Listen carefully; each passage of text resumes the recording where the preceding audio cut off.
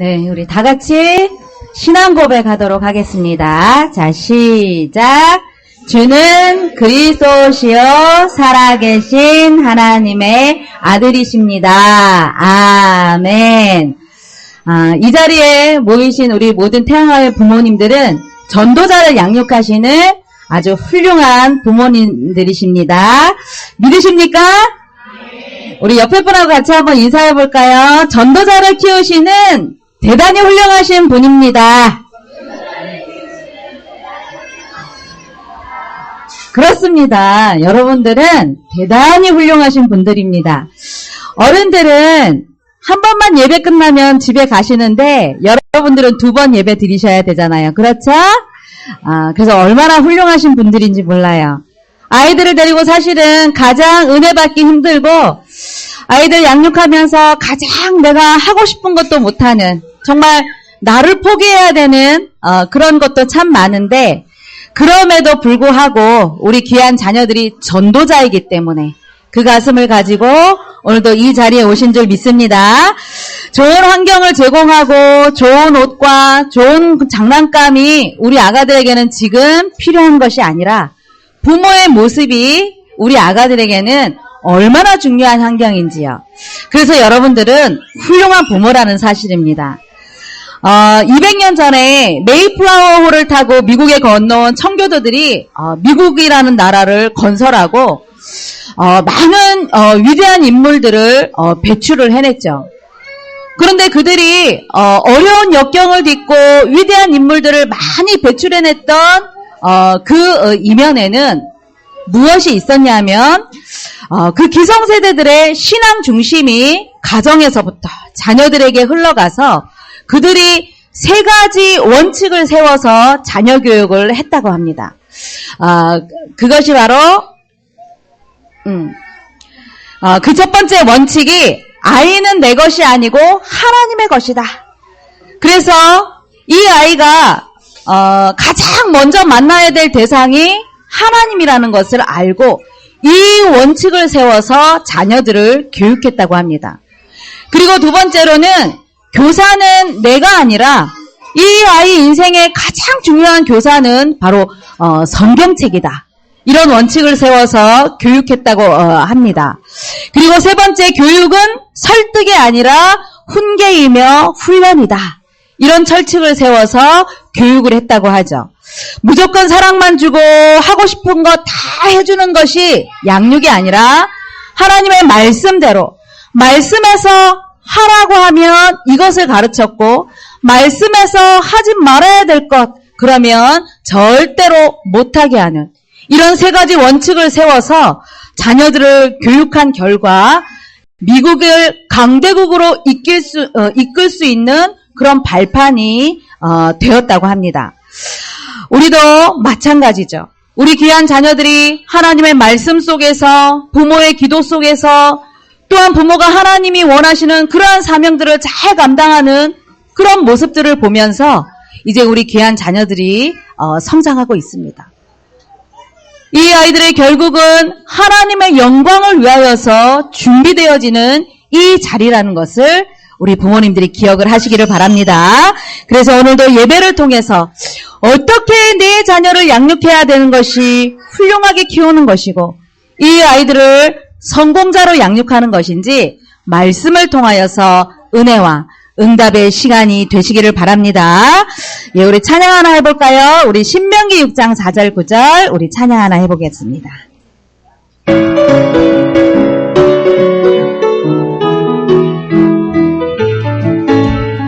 우리 하나님 여호와는 유일하신 여호와 마음을 다해 성품 다해 힘을 다하여 사랑해 주인 내게 명령하신 이 말씀을 마음속에 오늘도 지고 오늘도 주 말씀 다시 한번 해볼까요? 하나님 여호와는 유일하신 여호와 유일하신 여호와 마음을 마음을 다해 성품 다해 힘을 다해 다하여 사랑해 주님 내게 명령하신 이 말씀을 마음속에 어느 곳이든 어느 때든지 주 말씀 따라 살지요.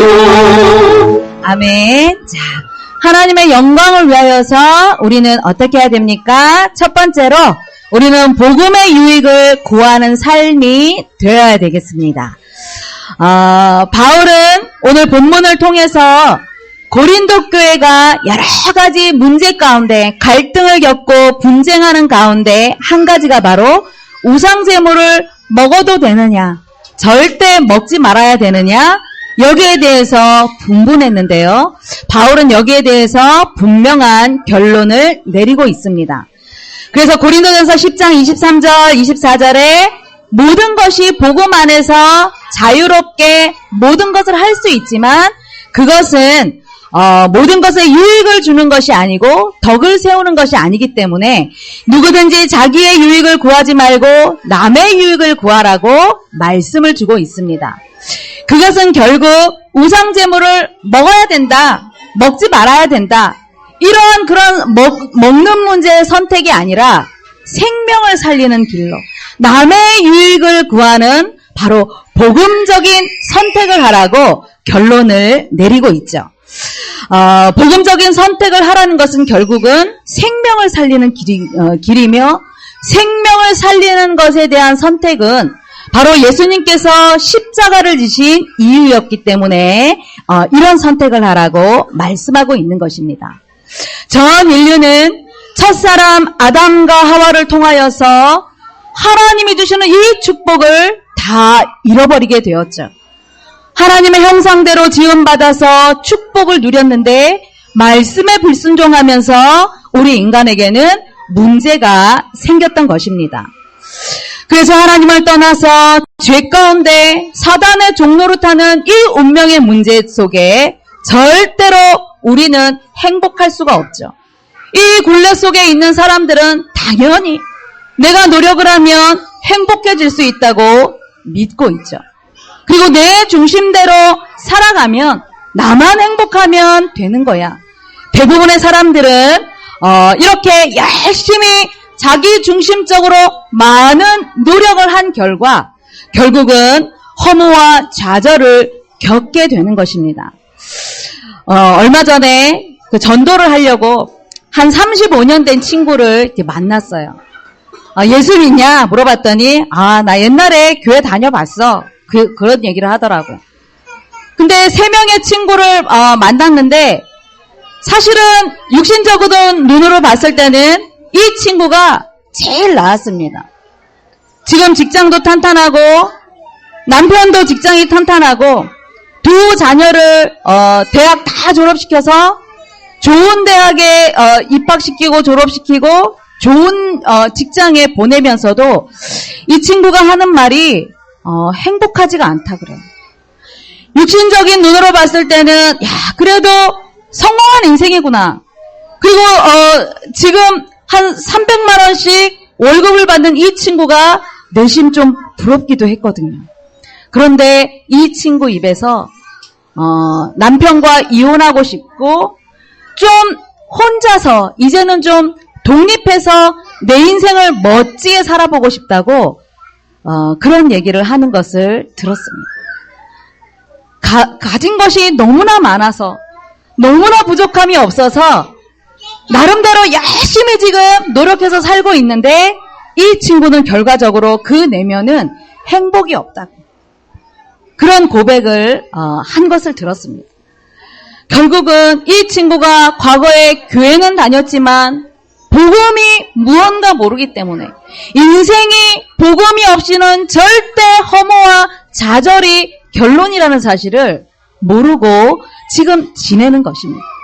그래서 그 친구에게 복음을 전하면서 우리 인생은 결국은 내 스스로 열심 노력으로 살다 보면 허무함이 올 수밖에 없기 때문에 내 노력이 아니라 십자가의 예수 그리스도를 통하여서 우리가 얼마나 큰 축복을 받았는지를 그것을 깨달아야 된다고 이 복음을 전했습니다.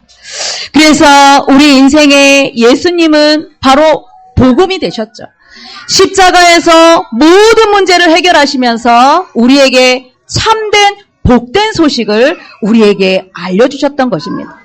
그러니까 복음이라는 것은 복된 소리라는 것이죠. 우리에게 복된 소리가 무엇입니까? 세상 사람들은 당신 축복 받으세요. 우리 새해 인사도 새해 복 많이 받으세요. 얼마나 축복을 우리가 비는데 우리에게 가장 중요한 이 복된 소리는 바로 십자가의 예수 그리스도가 아니고는 이 세상의 그 어떤 것도 우리에게 복된 소식이 되지 못한다는 사실입니다. 그래서 우리에게 하나님이 주시는 이 십자가의 예수 그리스도의 복음이 우리의 삶 가운데, 우리의 가정 가운데 사실적으로 누려지는 것이 너무나도 중요하다는 사실입니다.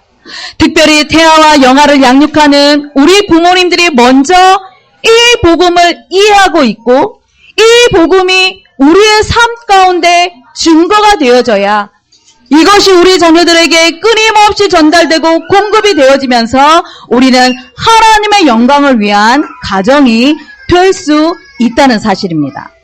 복음을 이해한다는 것은 무엇입니까? 십자가의 예수님이 그리스도가 되셔서 내 인생의 모든 문제를 해결하셨구나. 그래서 엄마 아빠 자신들은 축복받은 하나님의 자녀구나. 그리고 복음적인 삶이라는 것은 이 축복이 우리의 가정에서 끊임없이 나오는 모습. 그래서 서로를 늘 이해해주고 잘못한 것들이 있다면 용서해줄 수 있는 그런 마음들. 그리고 조금 우리가 복음적이 아닌 것들은 좀 기다려줄 줄 알고 절제할 줄도 알고 양보할 줄도 아는 그런 모습들을 우리 가정 안에서 엄마 아빠를 통하여서 우리 아이들은 배운다는 사실입니다. 그런데 마음은 원하지만 우리는 잘 되지 않을 때가 너무나도 많죠. 이미 여러분들이 가정을 이루기 이전에 30년, 40년 동안 우리 엄마 아빠는 개개인들이 가지고 있었던 문화적인 배경, 또 가문으로부터 전달받았던 그런 배경들, 그리고 습관과 체질들은 너무나도 다릅니다. 결혼할 당시에는 몰랐지만 아이를 하나 둘 낳고 살면 살수록 내가 알지 못했던 그런 모습들이 많이 나오면서 우리는 때때로 그것이 틀렸다고 하기도 하고 그것 때문에 우리는 서로 상처를 주고 받기도 하는 것입니다. 그런데 하나님은 남자와 여자를 너무나도 다르게 창조하셨기 때문에 남편과 아내가 서로 맞지 않는 것, 의견이 맞지 않는다는 것이 아니라 살아온 배경과 그 체질 습관이 다르기 때문에 서로 맞지 않는 것은 당연한 것입니다. 그래서 우리는 항상 서로를 볼 때마다 십자가의 그 그리스도의 사랑을 가지고 우리는 복음적인 선택을 하면서 조금 그 모습이 아니게 보일지라도 우리는 조금 기다려주고 인내할 줄 아는 것이 복음적인 삶이라는 것입니다. 왜 이렇게 해야 되느냐? 나는 내 방식대로, 나는 내 체질대로, 나는 그동안에 살아왔던 그러한 것들을 내가 어느 날 하루아침에 바꿀 수 없는 거야. 그래서 당신이 나한테 맞춰. 이러면 부부간에 서로 갈등이 일어날 수밖에 없죠. 우리가 왜 이렇게 복음적인 선택을 해야 되느냐? 왜 이렇게 우리가 조금 기다려주고 인내해야 되느냐? 우리의 자녀들이 엄마 아빠의 모습을 보면서 이제 가정 안에서 그 연약한 그 그릇들이 깨지기 쉬운 그 질그릇의 모습들이 우리 아가들이 그런 것들을 계속 끊임없이 눈을 통하여서 가정의 삶을 통하여서 마음속에 담고 있기 때문이라는 사실입니다. 그래서 엄마 아빠의 모습을 보면서 우리 아가들은 인격의 그릇을 만들어가고 있습니다. 그래서 태영아 시기가 인생에 있어서 너무나도 중요한 시간표임을 우리는 놓치면 안 될 것입니다. 그래서 우리 부모님들이 가정 안에서 늘 서로를 볼 때 십자가의 사랑으로. 그래서 우리는 서로 연약하기 때문에 십자가의 그리스도가 필요한 거야. 그래서 우리는 복음이 필요한 거야.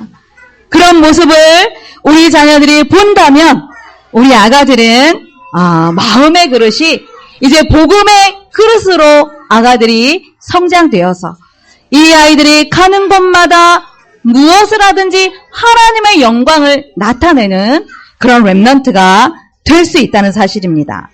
그래서 십자가의 사랑은 모든 문제를 해결하셨고 십자가의 사랑을 붙잡을 때에 우리의 모든 관계가 회복되면서 그 축복이 우리 자녀들에게 전달된다는 사실입니다. 그 사랑을 가지고 귀한 자녀들을 복음의 그릇으로 양육하여서 하나님의 영광을 위하여서 쓰임받는 자리에 귀하게 리더자로 쓰임받도록 양육하시는 모든 가정들이 되시기를 바랍니다. 우리 찬양 하나 해볼까요? 우리 복음의 눈으로 우리 찬양 하나 해보겠습니다. 복음의 눈으로 아가를 보세요. 엄마 아빠가 서로 한번 바라봐 주세요. 복음의 눈으로 아가 보아요. 언약의 눈으로 아가 보아요. 아가의 눈 속에는 미래가 있어요. 아가의 가슴에 시대가 있어요. 다시 한번 해봅시다. 복음의 눈으로 아가 보아요. 아가 보아요. 언약의 눈으로 아가 보아요. 아가의 눈 속에는 미래 있어요. 아가의 가슴에 시대 있어요. 아멘. 자, 하나님의 영광을 위하여서 두 번째로 우리는 하나님의 영광을 구하는 삶이 되어야 될 것입니다. 고린도전서 10장 31절에 그런즉 너희가 먹든지 마시든지 무엇을 하든지 다 하나님의 영광을 위하여서 하라. 바울이 이렇게 고린도 교회 성도들 갈등하고 분쟁하는 그 가슴에 이런 중요한 결론을 내리고 있죠. 그리고 고린도전서 10장 32절 33절에 보니까 유대인에게나 헬라인에게나 하나님의 교회에 거치는 자가 되지 말고 나와 같이 모든 일에 모든 사람을 기쁘게 하여 자신의 유익을 구하지 아니하고 많은 사람의 유익을 구하여 그들로 구원을 받게 하라. 이렇게 말씀하고 있습니다. 바울은 우리 인생의 궁극적인 목적은 바로 하나님의 영광을 위하여서 사는 것이다. 이런 결론을 내리고 있는 것입니다. 그래서 하나님의 영광을 위한 삶이 우리 인생의 목적이요 목표이면서 하나님의 영광을 위하여서 사는 삶은 세상의 모든 영혼들이 구원을 얻는, 그래서 구원의 길로 인도하는 전도자의 삶을 사는 것이 바로 우리의 목표요. 하나님이 영광을 받으시는 것이죠. 우리가 왜 매주 하나님 앞에 예배를 드립니까? 그래서 주일날은 구별된 날이라고 했죠. 우리가 오늘 지나면 이제 월요일부터 토요일까지 6일 동안 불신 현장에서 우리는 함께 더불어서 살아가야 되죠. 그래서 주일날 하나님이 구별된 날 우리를 불러주셔서 영적인 힘을 얻고 전도자의 그 가슴을 가지고 세상 속에 나가서 증인이 되라고, 그래서 하나님의 영광을 받으신다고 말씀하고 있는 것입니다. 태영하기는 삶을 통하여서 우리는 가르치는 시기이죠. 그래서 여러분들이 오늘 하루 하나님 앞에 말씀으로 은혜 받고 기도 제목을 붙잡고 이제 가정으로 돌아가시는 것입니다. 이 아이들을 품에 안고 24시간 하나님의 영광을 위해서 준비된 자녀로 우리는 양육해야 되겠죠. 바깥에 나가서 많은 불신자들 살리는 것도 중요하지만 내 자녀에게 하나님이 주시는 이 약속의 말씀을 전달하고 하나님이 너와 함께 하시는 이 축복의 메시지를 전달하는 것만큼 여러분들 지금 이 시간표에 중요한 사명은 없는 것입니다. 그래서 많이 가르쳐야 되는 것이 아니라 태아 시간표, 영아 시간표는 무엇을 많이 가르치고 전달하는 것이 아니라 내가 누구인가? 하나님의 자녀라는 그 신분, 하나님이 얼마나 너를 축복하고 있다는 그 정체성을 끊임없이 가르쳐야 되는 것이죠. 우리는 너는 하나님의 자녀야. 자칫 우리는 습관화되어져서 아무 의미 없이 가르치게 된다면 우리는 또 다시 하나님의 축복을 놓치게 되는 것입니다. 하나님의 자녀된 영적인 정체성은 우리 자녀들 일평생을 두고도 굉장히 중요한 교육이라는 사실입니다. 제가 얼마 전에 초등학생을 우리 선생님하고 같이 전도 현장에서 만났는데요. 그 아이 이름이 요엘이었습니다. 그래서 너 예수 믿냐? 그랬더니 믿는데요. 근데 엄마랑 같이 교회 간대요. 근데 멀리 있는 교회 간다고 굉장히 자신만만하게 얘기를 하더라고요. 그래서 내가 너 그러면 예수님이 어디 계신 줄 아냐? 그때 저 멀리 천국에 계시대요. 그래서 너는 이름이 요엘인데 예수님이 어디 계신지도 모르느냐? 그랬더니 이 아이가 고개를 갸우뚱갸우뚱 하는 거예요. 아이 이름을 요엘이라고 지었을 때는 그 부모가 이 아이가 하나님 앞에 요엘 선지자 같이 하나님이 주시는 큰 사명을 감당하라고 이름을 지어줬겠죠. 그런데 이 아이는 제가 복음을 전하는데 놀라운 질문을 했어요. 어떤 질문을 했느냐? 선생님, 수천 년 전에 계셨던 그 하나님이 지금도 계세요? 저한테 이런 질문을 했어요. 제가 충격을 받았습니다. 이름은 요엘인데 하나님의 존재는 믿지 않는 요엘이었습니다. 그 엄마랑 같이 신앙생활을 하는데 수천 년 전에 역사했던 살아계셨던 그 하나님을 믿지 않는 것을 그 아이가 질문을 했습니다. 우리 자녀들을 품에 안고서 여러분들이 가르쳐야 될 것. 너는 하나님의 자녀란다. 하나님이 너와 함께 하신단다. 하나님이 너를 얼마나 축복하시는지 몰라. 너는 이 시대를 위하여서 전도자로 하나님이 너를 축복하시는 거야. 이러한 영적인 정체성이 아니고는 우리 아이들이 세상을 성공할 수 없다는 사실입니다. 그래서 귀한 자녀들 많은 것을 가르치기 이전에 끊임없이 내가 누구인가 정체성에서 흔들리지 않도록, 그래서 하나님의 자녀라는 그 신분이 우리 아이들 내면 깊숙이 뿌리가 내려지도록 가르치시는 여러분들이 되시기를 바랍니다. 렘넌트 다니엘은 바벨론의 포로로 잡혀갔죠. 그런데 그의 그 겉 신분은 포로였지만 그의 내면은 하나님의 능력이 함께하는 하나님의 자녀였던 것입니다. 하나님의 자녀로서 그가 가장 잘했던 것은 늘 예루살렘을 향하여서 하루 3번 정시기도 하는 것이었죠. 늘 하나님과 함께하는 비밀을 다니엘은 갖고 있었던 것입니다. 무엇입니까? 정체성의 절대 환경에 흔들리지 않았다는 사실입니다. 내가 누구인가 분명히 알았기 때문에 남의 나라에 가서도 당당하게 누가 보든지 안 보든지 늘 하나님을 향하여서 기도하는 그 비밀을 알고 있었죠.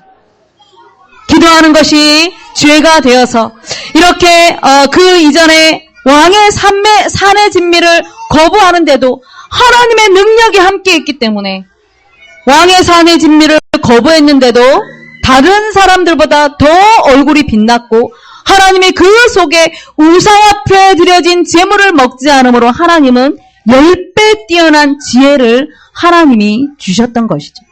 그리고 기도하는 것이 죄가 되어서 사자굴에 들어가서도 당당하게 하나님이 함께하는 증거를 보였던 것입니다. 무엇입니까? 하나님의 영광을 위하여서. 하나님의 영광을 위하여서 사자굴에 들어가도 나는 괜찮은 거야. 결국은 다니엘을 통하여서 바벨론의 모든 흑암의 정치가 변화되어지고 흑암의 우상 문화를 꺾는 그런 주역으로 쓰임받았다는 사실입니다. 태어날 모든 부모님들은 우리는 미래를 준비하고 있습니다. 미래를 준비하기 전에 우리는 이 아이들이 세상에 나가기 전에 부모 품을 떠나 세상을 나가기 전에 부모 품 안에서 무엇을 하든지 하나님의 영광을 위하여서 할 수 있도록 우리는 가르쳐야 되는 것입니다.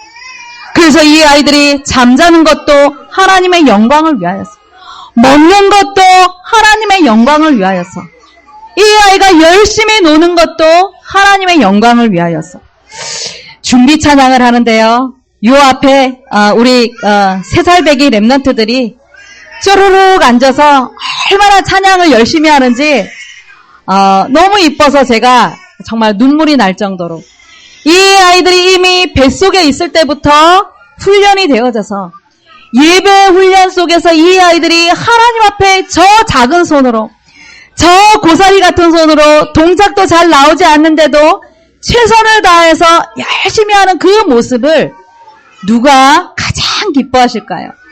엄마 아빠는 그냥 내 아이가 이뻐서 쳐다보겠지만 이미 이 아이들을 통하여서 하나님이 영광을 받으셨다는 사실입니다. 그래서 끊임없이 이 아이들에게 어떤 모습이 나올지라도 때때로는 잠투정할 때도 있고, 때때로는 밥투정할 때도 있고, 때때로는 엄마 요구에 응하지 않을 때도 있지만 먼저 너는 하나님의 자녀야, 정체성을 가르쳐주고, 그리고 너는 하나님의 영광을 위하여서 이렇게 잘 기다려주고 도와줄 수 있는 거야. 우리 부모님들이 조금만 인내하시고 3년 동안만 가르쳐줘 보십시오. 이 아이들이 모습 속에서 하나님의 영광을 드러내는 그런 열매가 맺어질 줄 확신을 하시기를 바랍니다. 그래서 지금은 작고 연약하지만 부지런히 심으십시오. 하나님의 자녀라는 것, 이 시대를 위하여서 준비된 전도자라는 사실을 다니엘서 12장 3절에 보니까 지혜 있는 자는 궁창의 빛과 같이 빛날 것이요 많은 사람을 옳은 대로 돌아오게 하는 자는 별과 같이 빛나리라 약속하셨습니다. 이 아이들을 통하여서 많은 사람들이 돌아오고, 이 아이들이 천을 감당하고 만을 감당할 때까지, 그래서 하늘에 빛나는 별과 같이 하나님의 영광을 드러낼 그런 렘넌트로 우리 부모님들이 양육을 하셔서 하나님의 큰 상급을 받아 누리시는 귀한 가정들이 되시기를 바랍니다. 우리 교회가 11월 25일 날 새생명 초청 캠프를 준비하고 있습니다. 그리고 우리 태영아부가 25일과 12월 2일 새가족 초청 작은 음악회를 준비하고 있습니다. 이 자리에 참여한 우리 모든 태영아의 가정들이 한 가정씩 전도해서 하나님의 영광을 나타내는 그런 응답을 맛보시기를 바랍니다. 믿음, 소망, 사랑, 하나님 감사드려요. 하나님의 영광을 위하여서 오늘도 예배의 자리에 나오게 하시고 전도자를 준비하게 하셔서 감사함을 드립니다. 태영아 현장이 가장 연약하고 또 힘들 수밖에 없는 환경일지라도 우리 부모님들이 예수 그리스도의 십자가의 그 복음의 선택으로 말미암아 하나님의 영광을 구하는 그러한 삶으로 준비되어질 수 있도록 축복하여 주옵소서. 감사를 드리며 예수 그리스도 이름으로 기도드리옵나이다. 아멘. 예, 아까 광고 시간에 말씀드렸듯이 들어오실 때 태영아 가정전도 대상자 명단을 헌금 바구니에 같이 넣어주시기 바랍니다. 그리고 지금 오늘 하나님께 정성껏 준비한 예물을 드리겠습니다.